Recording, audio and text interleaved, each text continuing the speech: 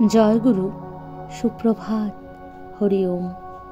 ওম অখণ্ড সংহিতা বা অখণ্ড মণ্ডলেশ্বর শ্রী শ্রীমৎ স্বামী স্বরূপানন্দ পরমহংসদেবের অমৃতময় উপদেশবাণী, তৃতীয় খণ্ড। ভণ্ড ও খাঁটি শিষ্য। যেখানে দেখবে শিষ্য নিজে সাধন ভজনে অমনোযোগী, জীবন কর্মে গুরু বাক্যকে প্রতিফলিত করে তুলতে অপ্রয়াসী, অথচ নূতন নূতন গুরু ভ্রাতা সংগ্রহে উৎসাহের অভাব নেই, সেইখানেই জানবে গুরুদেব ভণ্ড শিষ্যের পাল্লায় পড়েছেন।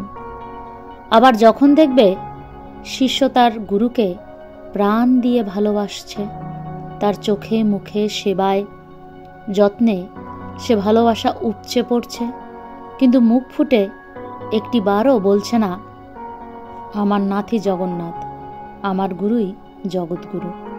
যখন দেখবে দিবানিশি সমানেই শিষ্য নিমগ্ন, কর্তব্য কার্যের অবসরে একটি নিমেষকেও সে বৃথা যেতে দেয় না, আপ্রাণ গুরু সেবারত হয়ে থেকেও সে সাধনের বিন্দুমাত্র সুযোগকে অব্যবহৃত রাখছে না, নিজেকে বা নিজ গুরুকে বাইরে প্রচারের তার আদৌ আকাঙ্ক্ষা নেই, অথচ জগৎ কল্যাণ কর্মের বপ্পদেশে যতটুকু প্রচার যখন হয়ে যাচ্ছে তার কোনো বিরোধিতাই করছে না, তখন জানবে এই শিষ্যই খাঁটি শিষ্য।